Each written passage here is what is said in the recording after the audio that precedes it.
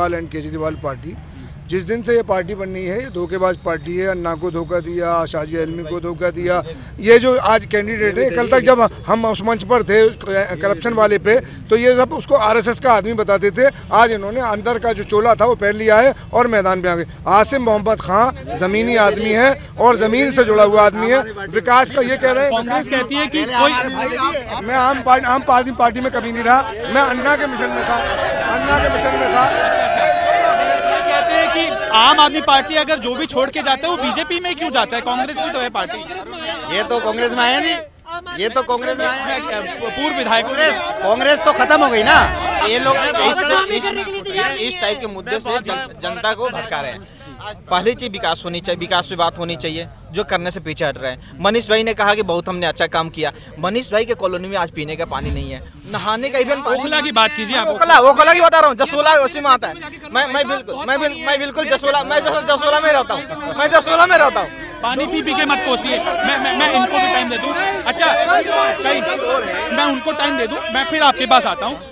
जो समस्याएं आप लोगों ने गिनवाई, हालांकि उससे भी आप एक्सेप्ट कर रहे हैं, उनका मुझे हल बता दीजिए। कांग्रेस किन वादों के साथ जनता के साथ सामने वोट मांगने जा रही है, लेकिन ये भी ध्यान रखना होगा कि कांग्रेस सरकार बनाने की स्थिति में नहीं है। तो लोग क्या, ऐसा कुछ नहीं है।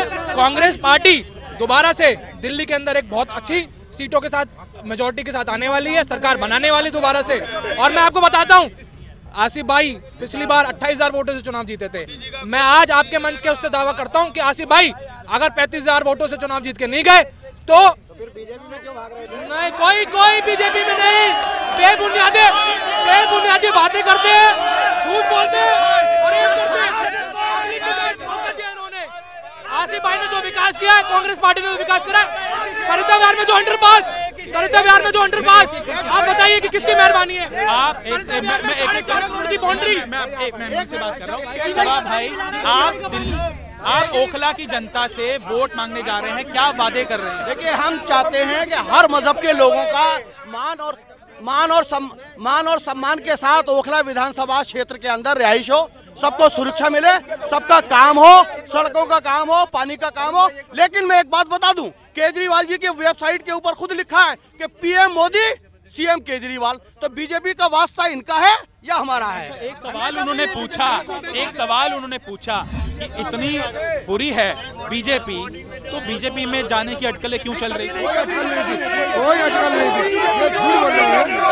आसिफ भाई, कांग्रेस ने पहले दिन बुला के राहुल गांधी जी ने और इन 8 विधायकों को आश्वासन दे दिया था कि आप लोग ही लड़ेंगे। तो आसिफ भाई बीजेपी वाले से बीजेपी वालों को मैं ये कह रहे हैं कि दिल्ली में दोबारा से कांग्रेस की सरकार बनेगी, जब कांग्रेस को पूरा देश नकार चुका है कि जो पार्टी 400 से 44 पे आ गई, वो दिल्ली में कैसे उम्मीद करते हैं जिन्होंने पिछले 60 साल में कोई काम ही नहीं किया। जिन्होंने पिछले 60 साल काम करेंगे तो एंटी इनकम्बेंसी तो 400 से 44 पे आ गए, 48 से 8 पे आ गए हैं, वो आज कहते हैं कि हम काम करेंगे। ये ऐसा कैसे हो सकता है? जिन्होंने कोई काम करा ही नहीं आज तक। आज की डेट में ओखला में 15 साल हो गए। आप लोग उनको बोलने दीजिए, आपको टाइम दिया, उनको एक बार बोलने दीजिए भाई साहब प्लीज। आज तक कांग्रेस ने हमेशा देश में यही किया है कि किसी को बोलने का मौका ही नहीं दिया।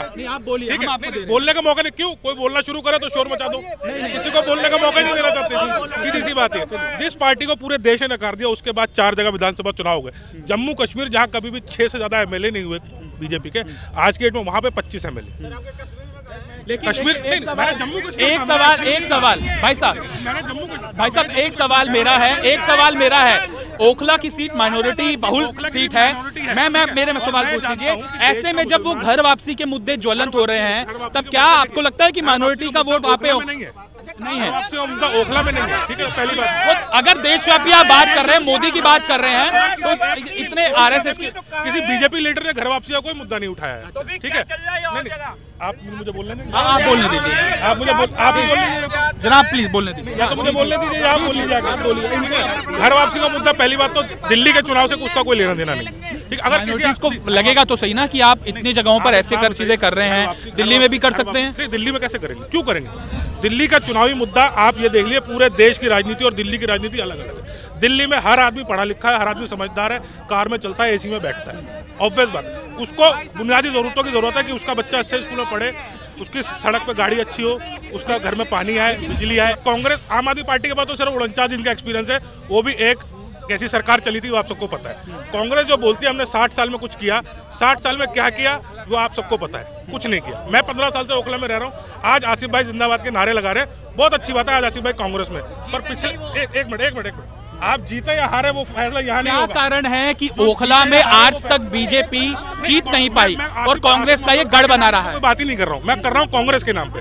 पिछले 20 साल कांग्रेस ही जीतती आई है। 20 साल से कांग्रेस जीतती आई है। पहले परवेज भाई थे, वो जनता दल से इलेक्शन जीते, कांग्रेस में शामिल हो गए। उसके बाद कांग्रेस जीतते रही, परवेज भाई गए, परवेज भाई के बाद 4 साल बीजेपी क्यों नहीं? बीजेपी का कैंडिडेट कभी जीता ही नहीं यहाँ से। क्यों नहीं जीता? आज तक मुसलमानों को बीजेपी पर भरोसा नहीं था, पर अब मोदी जी की सरकार आने के बाद, जब देश में मोदी जी की सरकार है, तो मुसलमानों को पता लगा कि 6 महीने हो गए हम तो वैसे ही खा रहे, हमारी कोई हवा नहीं रोक देगी, हमारा कोई पानी नहीं रोक देगा। ये कांग्रेस का फैलाया खत्म हो गया है। नहीं, प्रोपेगेंडा फैलाया हुआ था ना कि कांग्रेस बीजेपी आएगी तो मुसलमानों तो सांस लेने का हक भी छीन लेगी। पर 6 महीने में देश के मुसलमानों को ये पता लग गया है कि हमारा कोई सांस लेना नहीं बंद कर सकता, हमारा खाना कोई नहीं बंद कर सकता। ये बात नहीं, खोखले वादे आप मेरे भाई झूठे वादे का। आम आदमी पार्टी के पास चल लेते हैं। हाँ बोलिए। मैं ये बोलना चाहता हूँ कि मोदी जी जो है, मोदी जी बहुत लंबे वादा किए थे, ये 15 लाख रुपए सभी के अकाउंट में पहुंचेंगे। अभी तक नहीं आए क्या? अभी तक क्या ठंडी नहीं आए हैं। देखिए, मैं एक सवाल मनीष भाई से भी और सफाई साहब से भी पूछना चाहूंगा, क्योंकि 15 साल पहले कांग्रेस के में थे और अब लगभग 6 साल से आसिफ भाई हैं। इनकी लायबिलिटी बनती है कि ये मुझे ये बताएं, इस वक्त ही बताएं कि कितना इन्हें अलग से जल बोर्ड कितना पर साल आपको दिल्ली जल बोर्ड 1 करोड़ देता है, तो वो 1 करोड़ यानी कि 15 करोड़ वो और आसिफ भाई के 7 करोड़। मैं उनसे पूछ लेता हूँ, आखिरी दौर के अंदर है हम डिस्कशन में, प्लीज अपने नेता को बोलने देंगे तो अच्छा तरीके से बात पहुंच पाएगी। अहमदुल्ला भाई, ओखला की जनता झाड़ू को, आपको, केजरीवाल को वोट क्यों दे? देखिए, हमने 49 दिन की सरकार में हम थे, हमने बिजली आधे दाम पर किया, पानी मुफ्त किया, ईमानदारी से हमने काम किया। अब बीजेपी, हम लोग जो चुनाव लड़ते हैं वो मुद्दों के आधार पर चुनाव लड़ते हैं। बीजेपी धर्म परिवर्तन के नाम पर चुनाव लड़ती है, लव जिहाद के नाम पर चुनाव लड़ती है, ये मुल्क को बांटने की बात करती है। हम लोग सबको साथ लेकर चलने की बात करते हैं। इसलिए फाइट कांग्रेस और आम आदमी पार्टी में ओखला सीट पे बीजेपी, यहाँ पर बीजेपी और आम आदमी पार्टी में उस इलाके में फाइट है, यहाँ पर कांग्रेस और आम आदमी में। हम लोग चारों वार्ड में लगेंगे। आसिफ मोहम्मद खां को तो उधर लोग बिल्कुल मानने को तैयार नहीं है, पूछने को तैयार नहीं है। और यहाँ जब से वो बीजेपी में शामिल होने की उन्होंने बात की थी, उस वक्त मुसलमान उनसे पूरी तरह से नाराज है और उनको वोट नहीं देगा। हम 2 वार्ड में बीजेपी से चुनाव लड़ेंगे और 2 वार्ड में कांग्रेस से चुनाव लड़ेंगे, लेकिन कुल मिलाकर वोट हमको इन दोनों से दुगना आएगा। मेरे भाई ने बिल्कुल सही बात कहा, ये दूसरे और तीसरे नंबर के लिए बीजेपी और आम आदमी पार्टी की फाइट है। पहले नंबर के अंदर आसिफ मोहम्मद खां करीब फाइनल हो चुका है, आप एक आवाज के साथ। एक बात।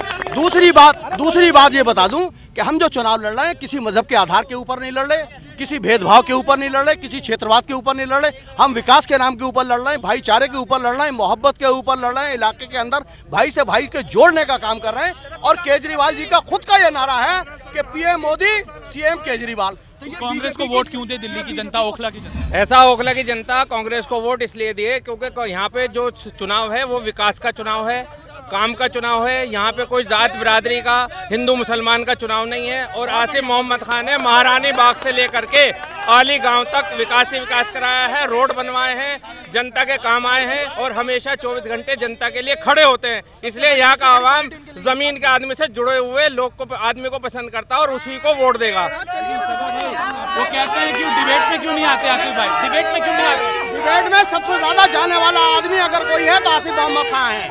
आज क्योंकि कोर्ट में उनकी डेट है तो इसलिए वो कोर्ट में गए हुए थे, इस वजह से वो नहीं। आली गांव से लेके और ओखला तक, आली गांव से लेके जाकिर नगर तक 12,000 लोगों की पेंशन कराई है, जिसमें 9,000 हिंदू हमारे भाई हैं। अब बीजेपी को ओखला की जनता वोट क्यों दे? सबको टाइम नहीं, कांग्रेस ने किसी बच्चे का नाम विकास रख दिया और बोलते हैं विकास हो रहा है। ठीक है, मुझे ऐसे लगता है कांग्रेसियों ने किसी बच्चे का नाम विकास रख दिया, उसी का नाम विकास का इनको पता ही नहीं है कि विकास होता क्या है, कहाँ होता है, कैसे होता है। पिछले 60 सालों में देश को बर्बाद कर दिया।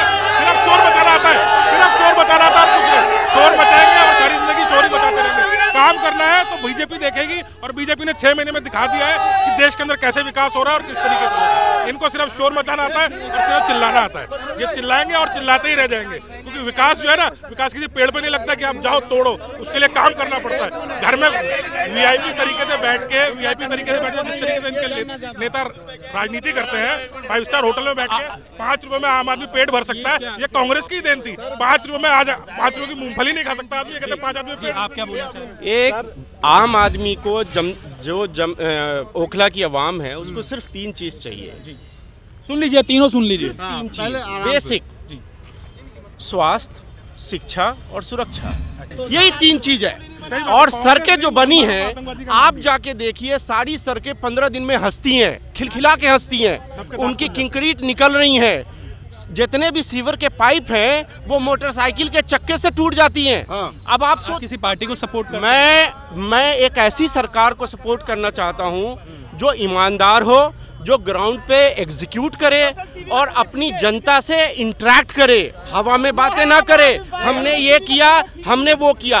15 साल से शीला सरकार है और 15 साल में कितने स्कूल ओखला में खुल गए, आबादी कितनी बढ़ गई, एक हॉस्पिटल का नाम। कहते हैं कि डर नहीं था, अब डर आ गया है, इसके काम करें। डर से तो कांग्रेस भी जीतती है, लेकिन माइनॉरिटीज बीजेपी के पास जाएगी नहीं, एक डर दिखा के जीतती है। ठीक है, अब ओखला की आवाम ये दोनों डर को खत्म करेगी और अपनी 3 मुद्दे पे, शिक्षा, स्वास्थ्य और सुरक्षा पे काम करेगी। चलिए, हमारी कोशिश थी कि तीनों जो प्रतिनिधि हैं, तीनों मुख्य पार्टियों के नुमाइंदे, उनकी बात आप तक पहुंचा पाएं।